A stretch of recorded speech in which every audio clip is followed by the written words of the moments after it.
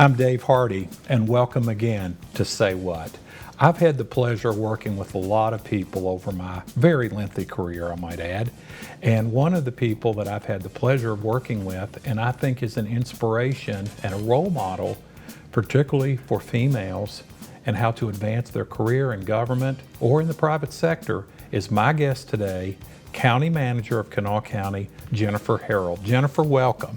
Thank you, Dave. I appreciate you having me on today. You know, Jennifer, I'm trying to remember, you're a local girl, not a girl anymore, grown woman, but you were born and raised here locally, right? Yes, sir. I grew up in Dunbar. Right, and you are a proud alum, we should say it together, of West Virginia State University. Go State. Pitch for State. There's a lot of really good professionals in this valley that have graduated from West Virginia State University. And while you were in school, you started as an intern at Kanawha County government, right? I did in 2000. My goodness, the turn of the century. Yes, indeed. So, you know, that means you have been there as close to 24, 25 years. That's correct. Now, you know, this show is meant to be inspirational because so many times young people, as I teach in college and encounter young people, my own daughter, when she was younger, asked me questions about career advancement and how you make it work. And Jennifer, you're not just giving the speech, you've lived it. So let's talk about what led you to start in county government and take me through your story and how it worked. Okay. So in 2000, as you said, I started out as an intern at the Kanawha County Commission. I was actually contacted by a full-time employee there that said, would you like to be a summer intern? And to be honest, I didn't even know what the Kanawha County Commission was at the time. Most 20-year-olds would not. I was going to West Virginia State University to get a degree in elementary education. Really? Yes. So you were thinking about being a school teacher? I was indeed. And I said, well, sure, I need a summer job. That would be great. Better than working at fast food. Exactly. So I came up and I applied and I was hired and I started working there, and I got the opportunity to work in hand with each of the assistants that worked for each of the commissioners. At that time it was Duke Bloom, Kent Carper, and Hoppy Shores. Three gentlemen that were all unique and fun in their own way. Absolutely. And I learned hand in hand with the assistants on a day-to-day basis how the commission meetings worked, you know, how to do what we call our court orders for the commission meetings, how we do the minutes. I learned how to take dictation for memos that had to go out. Which letters. Seems very old school today. It did. Letters that had to be sent out to constituents. And it was just, you know, kind of shocking because it was not something that I was used to. Right. And when the summer was over, I was, you know, going to school during the day, but I could also take classes in the evening. And I really needed money to, you know, while I was going to school because I was commuting every day just to West Virginia State University, but living at home. And I said, do you think I could stay and work part-time while I was continuing to go to school? And they said yes. So I continued working half days and going to classes. Busy time in your life. It was. Yeah. But I was able to keep up with my schoolwork and continue to work. Did you change your major or did you continue in elementary ed? I stayed in elementary ed. I completed my degree, passed my certification to be a teacher. So you did your student teaching? I did. And I even continued to work while I did my student teaching. When I would finish the school day at the elementary school that I was student teaching at, I would come and even work 2 to 3 hours at the end of the day at the commission so that I could make a little bit of money and help support myself. And about how many hours a week were you working while you went to college? At that time, I was working about probably 15 hours a week. But before that, before student teaching, I was working 20 to 30 and keeping up with my schoolwork as well because I was able to take evening classes. So you were, when you look back on that, now that's been a long time ago, how do you reflect back on that time? I think it was a good opportunity to teach me a lesson that you need to prioritize what's important in your life, and that school is important to make sure that you're developing skills that to learn what you need to do in your future, but also know that you need to take care of your finances, to grow in your education, focus on your education, know what you want to do in your future, but also know that those future plans may change. And, you know, I did get that degree in elementary education, but I learned about politics while I was working at the Kanawha County Commission. And while I was there, I thought, maybe elementary education isn't the track that I want to go into. And so being able to work and go to school, you sometimes have the ability to learn about new things that bring interest to you that you didn't know that you had. So, Right. And that's when you go to college, you're going to school, you're living the life of a student. But those internships and those opportunities to shadow and things, looking back on it, it's amazing what effect they can have on a young person's career path. Yes, you get mentors, people that talk to you and tell you you can do things, you can be somebody, you can learn new things, and you can be anything that you want to be if you put your mind to it. And I had good mentors while I was an intern, and I continue to have good mentors now. And I think that's something that young people need to find when they are in college, at universities. They need to reach out, find an internship while they're in school, and that way they can develop relationships, find a mentor who will help lead them in their career path so they know what direction they want to go into. You know, when I speak to young people, a lot of times I tell them, when you're a young person and you're trying to get somebody to mentor you, you feel like maybe it's an imposition, but in reality, most of the time, the person is sort of flattered that you want to learn, that you are interested. It sets you out from the pack, so to speak. So you, of course, graduated college. It came time to teach school or do what? Well, I was ready to teach school, but I thought, I really enjoy working at the Kanawha County Commission, and I wondered if there was an opportunity for me to stay there.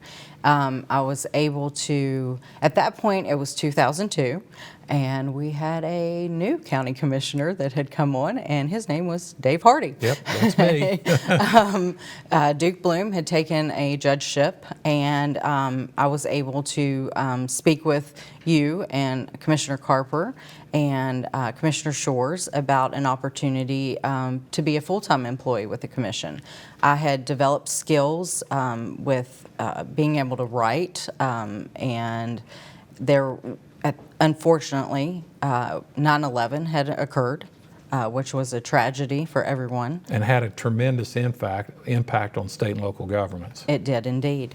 And grant funding was available to local government, state government, and there was a focus on homeland security for all of our areas, and infrastructure, communications equipment, and we spoke about the need for a grant writer for the county. And the opportunity came available for me to be hired full-time to be that grant writer, to help bring in funds to the county for our Homeland Security grants. And the job was offered to me to be that grant writer. And I had to think about it, you know, do I want to be that elementary education teacher and work in an elementary school, or is this an opportunity to look at? Which you would be a principal by now, at least. I could have been, yes.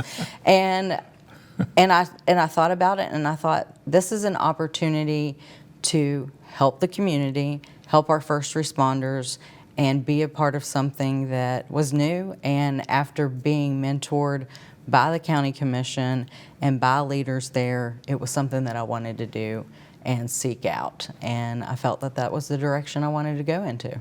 Now, did you ever at that time think that 20 years later you would still be there? No, I did not. No. No. And that's the way it always is with careers. You start, and you never in your wildest dreams did you think it would go the path it went. Now, your career advanced at the county. And so many times people say, young people, how do I make my career advance? And sometimes I think they have good effort, but they sort of might miss the big picture. So help me have our viewers understand the big picture, particularly for a female advancing or wanting a career in government. So I think two things. One was that I continued my education. I went back and got a master's degree, and again, while I was working full-time. Which means you leave the work when you want to go home, and you go to a drive-up window, and you go to class in the evening. Absolutely. Not always fun. No, it's not. Some of my classes were online. It was through Marshall University. I was able to take some classes at the South Charleston campus. Some classes I had to go to the campus in Huntington, and then again, some classes were online. The county commission was generous and let me do some of my work, some of my schoolwork at the office. Some of it coincided with what I did at the county commission because I was getting my degree in political science with an emphasis in public administration. And so I furthered my education, which is important if you want to move up in your career. But I think the most important thing that I did and that women should do, and isn't always something necessarily that men have to do, is I learned about each and every one of our departments that we had in the county commission. I ended up spending time in our planning department, learning about building permits, floodplain permits, how it worked if we had a flood, what we needed to do after that flood. Again, I spent hours in the county commission office understanding each and every aspect of what happened with our commission meetings, how that operated, what each of our assistants did and what their daily duties were. I learned how our emergency operations center worked if we had an emergency event, a flood, a major snow event, a chemical incident, all of that. I responded to our emergency operations center. Which is hard sometimes. It is. That means you're going out at 11 o'clock at night during a snowstorm. It is. I was on call. I went ahead and agreed to be on call 24 hours, 7 days a week so that I could have that experience and learn how to do those things. So I immediately put myself out there and said, I want to learn about all of our departments and how they work so that I know what to do if somebody's not there, is off because they're sick, off on vacation, or they leave. I can step in and I can do that job. And I think that's what's most important for women. Sometimes we get handed a lot of work and we have to do that, but at the same time, the more we know, the better off that we are. So get your work done, obviously, but go the extra effort and get outside of your comfort zone, which sometimes is really hard to do. It is. And, I cannot tell you how many times, and I say this to any young person, when we would have a very difficult event, a flood, I would go out to the Emergency Operations Center, and there you'd be. And you may have been there at that time 12, 14, 24 hours even. And that always impressed me, and I'm sure it impressed others. Yes. The other thing was, I always sense with you, Jennifer, that you were not watching the clock. No, never. And watching the clock, I'll say this to all of our young people. I say it in every college class I teach. Quit watching the clock at work. Yes. If you're watching the clock, you're probably in the wrong job. Absolutely. If you hate the job so bad that you watch your watch all day till 4 o'clock, then you're probably in the wrong job. So talk about how your career advanced and how you were mentored as you moved up. Absolutely. Not only did I have mentors at the county commission office, I obviously went to each of the county commissioners and I learned from them. They each had different roles. We had 2 attorneys. You also had a CPA background, so when it came time for budgeting, I learned from you as well as Commissioner Carper on how our budget worked at the county. And then, our legal aspects, we had in-house attorneys, but you both were familiar of how our legal issues worked. Commissioner Shores was very involved in insurance matters. So when it came to our liability insurance and issues like that, he would talk to us and know what we needed to do there. So I had mentors from each of the county commissioners who helped me grow and make decisions on even where I should go with my education and what I should do next. But I also reached out to people in the community.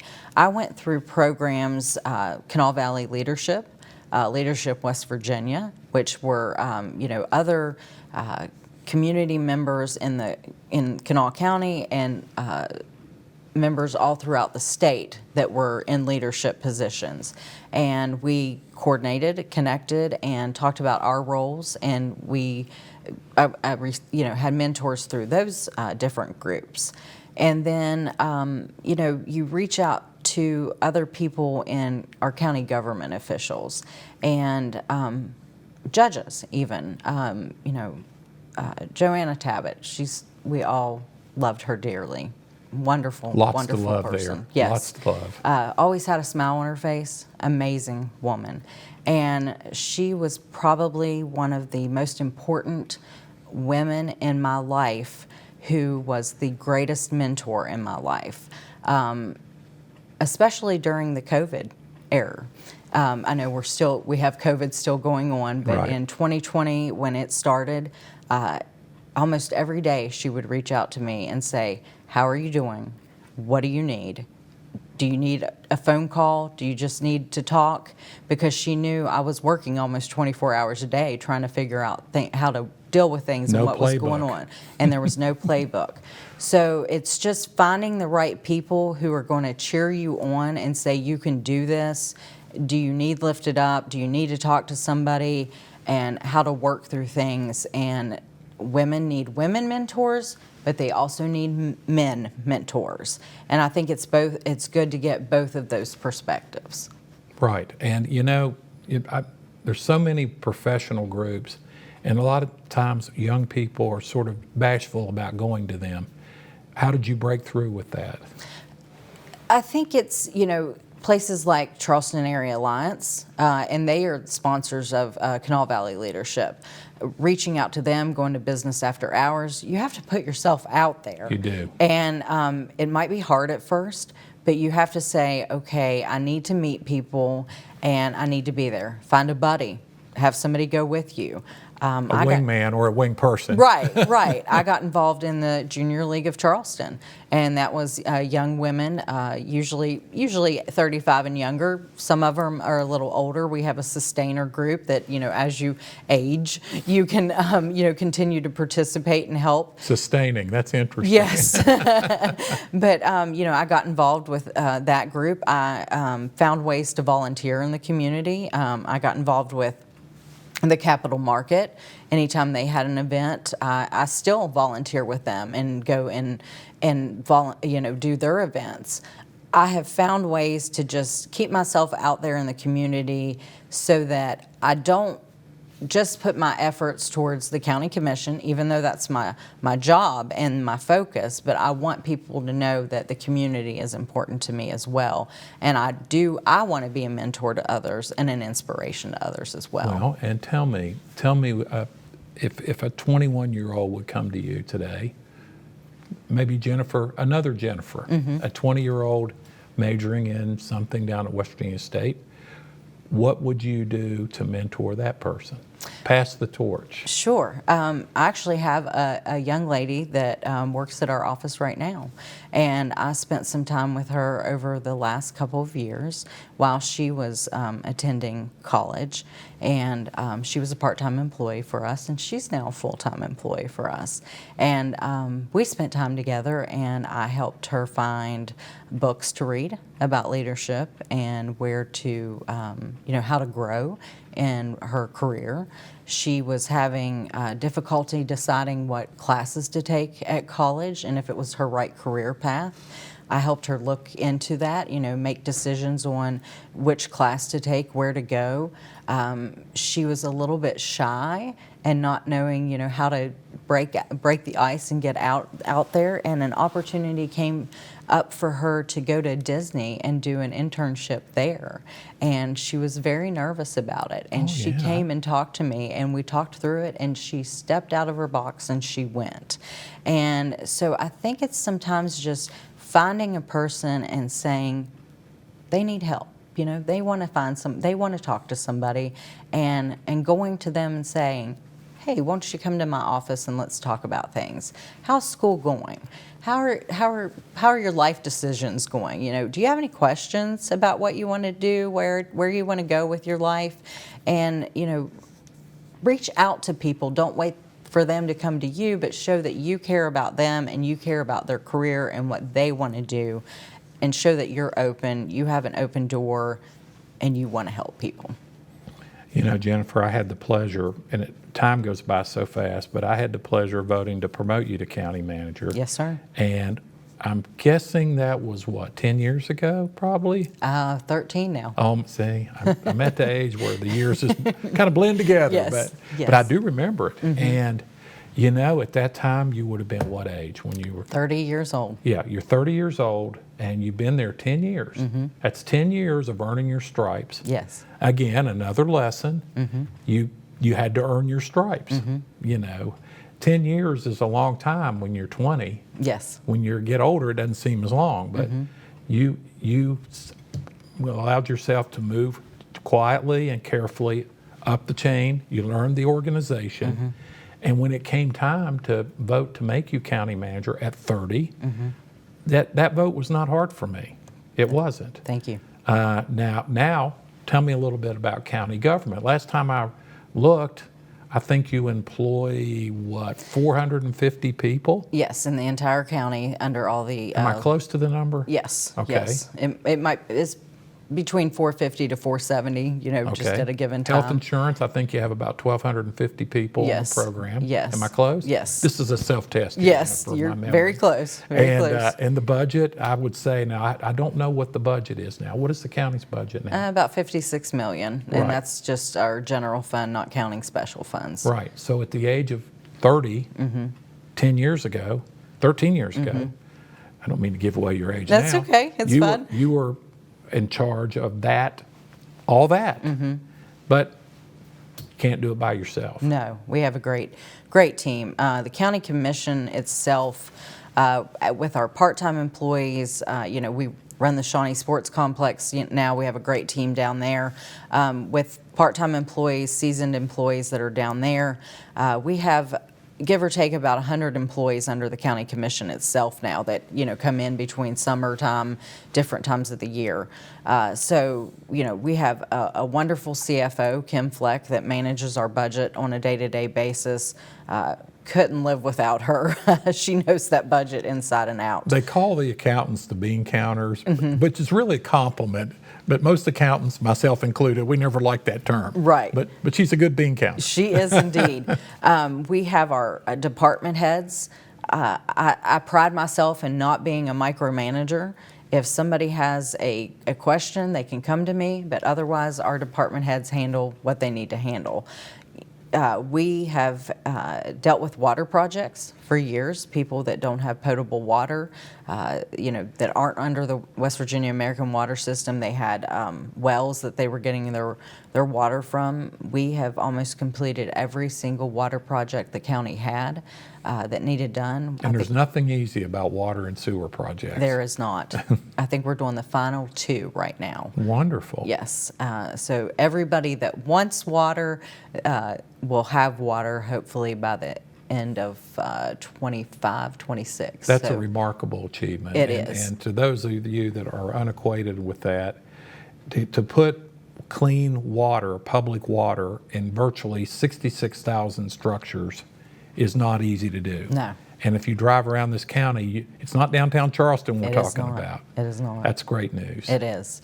And, you know, Shawnee, we talked about the Shawnee, I mentioned Shawnee Sports Complex a minute ago. You know, the economic impact that it's having is amazing. We're having, you know, tournaments there constantly, and people are from all over the United States are coming in for these tournaments. Football tournaments, soccer tournaments, lacrosse tournaments, baseball tournaments, softball tournaments. it's just amazing what's going on down there constantly, and couldn't ask for a better addition to the county. And now we're working on the Capital Sports Center for downtown Charleston, but it's something that's going to affect the entire county. That's a partnership between the county and the city of Charleston. We introduced preliminary plans about a year ago of what could happen there, and we have joined together and have appointed a board that is a joint development association, and we have 5 board members on that committee, and they've hired an architect to start design work. And we have an owner's rep that has been hired that's going to help determine, what could bring in revenue and what won't bring in revenue. What are the best, types of things to put into the facility, what's worked at other places, what won't work. And, things are moving along. We're really starting to see what could happen there, moving forward with the property, and going to see some exciting things being announced with that soon. So there's great things happening in the county right now. We have 3 great commissioners that are leading us and moving us forward. Commissioner Willer is new, but he's jumped right in there. New ideas, fresh ideas. Commissioner Salango, as soon as he came in, he had the Shawnee Sports Complex. Right. That was, he Right. says that he came up with it, drew it on a napkin, and started right away.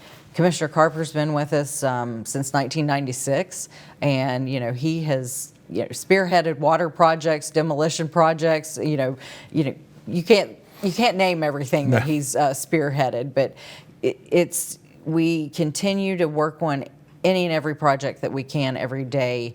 And like you mentioned, floods and emergency events, our priority is to take care of the public when they need us at any given moment. Right. And we rush there to help them when they're needed, when we're needed. It very much. And the kind of things that county government delivers, they're not partisan. They're not Republican or Democrat. When you dial 911, it's not Republican or Democrat. Or when the fire service comes to fight a fire, or all the other things. And when the sheriff's department comes, those are just fundamental delivery of services to the citizens.